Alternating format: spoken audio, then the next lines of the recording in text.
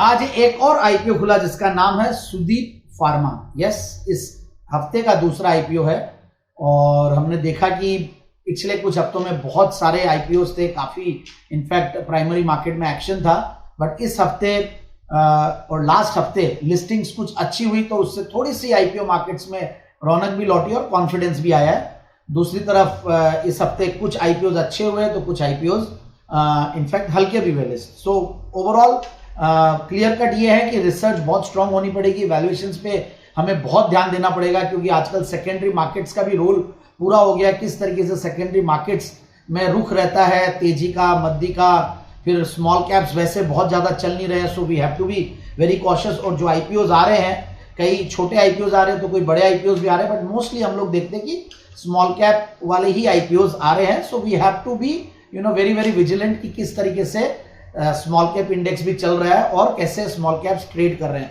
सो बहुत ज्यादा पॉजिटिविटी वहां पे नहीं है, तो इसलिए हम लोग बहुत ज्यादा कॉशियस भी हो रहे हैं आईपीओज को एनालाइज करने में। और ट्रेडसुप रिसर्च टीम की बहुत डीप डाइव रहती है क्योंकि हम लोग पीयर कंपैरिजन भी अच्छे से करने की कोशिश कर रहे हैं और पास में जो भी राय दी है कोशिश रहती है कि हमेशा एकदम कुछ बेबाक राय हो और वैसा ही कुछ देखने को मिला कि सही भी जा रही है। तो आज एक सुदीप फार्मा के बारे में जब हम बात करेंगे तो बहुत सारी अच्छाइयां, इसमें कोई दो राय नहीं है। कंपनी की मतलब स्ट्रॉन्ग पॉजिटिव्स है और स्ट्रॉन्ग ग्लोबल फुटप्रिंट है, सॉलिड फाइनेंशियल परफॉर्मेंस है, ये सारी चीजें बहुत बढ़िया है। अगर हम देखें तो इनफैक्ट आयरन फॉस्फेट का one of the largest producer है, कैल्शियम कार्बोनेट एपीआई का और कुछ स्पेशलिटी एक्सपीरियंस का अच्छा खासा ये प्रोड्यूसर है। दूसरी तरफ कुछ प्रोप्राइटरी और हाईली गार्डेड टेक्नोलॉजी कुछ यूज की जाती है यूएस और यूरोप में भी। और तीसरा एक वर्चुअल मोनोपोली है कुछ प्रोडक्ट्स में, तो इसलिए मार्जिन्स भी हायर है विच इज वेरी इंप्रेसिव। दूसरी तरफ करीब 100 प्लस कंट्रीज में इनका प्रेजेंस है। कस्टमर्स और जो क्लाइंट्स है वो बहुत बढ़िया क्वालिटी के, इसमें भी कोई दो राय नहीं है। फाइजर, मर्क, इंटास, मैनकाइंड, ऑरोबिंदो, ये टाइप के नाम जब आते हैं तो कॉन्फिडेंस बढ़ता है। 60% रेवेन्यू इनका ग्लोबल मार्केट से आता है, तो ये भी एक समझने की बात है। फिर रेवेन्यूज भी अच्छी खासी ग्रोथ हुई है FY23 से लेकर FY25 तक और पैट भी अच्छा खासा 62 करोड़ से 138 करोड़ पिछले 2 फाइनेंशियल ईयर में। और पैट मार्जिन जो कि बहुत ही जबरदस्त है, बहुत कम कंपनियों में ऐसा देखने को मिलता है, जो कि 28-29% के लगभग है। और रिटर्न ऑन नेटवर्थ भी बहुत बढ़िया है, 27-28% के लगभग, तो जो पोस्ट इश्यू करीब 23-24% हो जाएगा। ये सारी बातें बहुत बढ़िया है, व्यापार बहुत बढ़िया है। इनफैक्ट मार्जिन्स जो है अचानक से बहुत बड़े, तो ये एक हमें कंसर्न लगा 40% सीधा 22% से। तो कुछ चीजें ऐसी भी होती है कि ये अगर इतना बढ़ता है, मार्केट्स में आपको दोनों पहलू देखना पड़ता है कि एक हाई मार्जिन है, अच्छी बात है, बट हाई मार्जिन सस्टेनेबल है क्या, वो समझने की बात है। तो हाई मार्जिन बहुत ज्यादा कई बार सस्टेनेबल नहीं रहते हैं। ऐसा लगता है कि कई बार जो ग्लोबल जियोपॉलिटिकल टेंशन थे या रशिया यूक्रेन था उस दौरान हो सकता है कि मार्जिन इनके जो फॉस्फेट बिजनेस है उसमें बड़ा हो।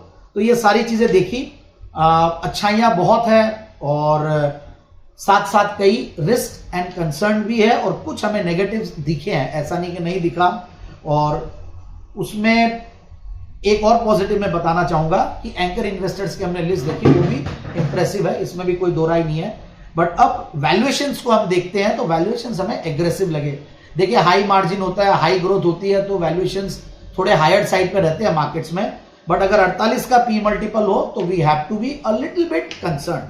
दूसरी तरफ हमें जो देखा कि price to book value multiple वो भी हायर साइड पे 11-11.25 टाइम्स पोस्ट इश्यू की मैं बात कर रहा हूं। फिर price to sales, generally pharma industry में इनमें थोड़ा सा प्राइस टू सेल्स को भी देखा जाता तो वो भी 13 times, which is very very high as compare to peers.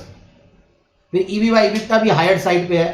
सो ये सारी चीजें। और फिर डेट टू इक्विटी भी रेशियो देखा तो डेट हालांकि बहुत ज्यादा नहीं है, 0.29 है, बट साथ साथ जब OFS आता है और या आईपीओ आता है तो हम लोग ये देखते हैं कि आईपीओ आता है तो आपका डेट रिड्यूस हो रहा है क्या, वो एक इंपॉर्टेंट पॉइंट होता है।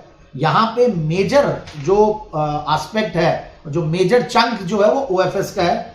895 करोड़ का आईपीओ है ये, जिसमें से 95 करोड़ फ्रेश आ रहा है और 800 करोड़ OFS।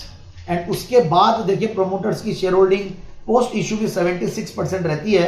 तो जब ऐसा रहता है तो कई बार जब इतनी डाइल्यूशन होती है कम, एक तो OFS की तलवार भी रहती है और दूसरी तरफ लो सप्लाई रहती है तो हो सकता है कि वॉलेटिलिटी भी ज़्यादा रहे। ये सब चीज़ें हमने जो समझी, सब देखा। इसके सामने मुझे डायरेक्ट कोई कॉम्पिटिटर या पीयर कंपेयर करने को नहीं मिला, बट फिर भी हमने इसको टाइटन बायोटेक और फाइन ऑर्गेनिक इंडस्ट्रीज के साथ कंपेयर करने की कोशिश की।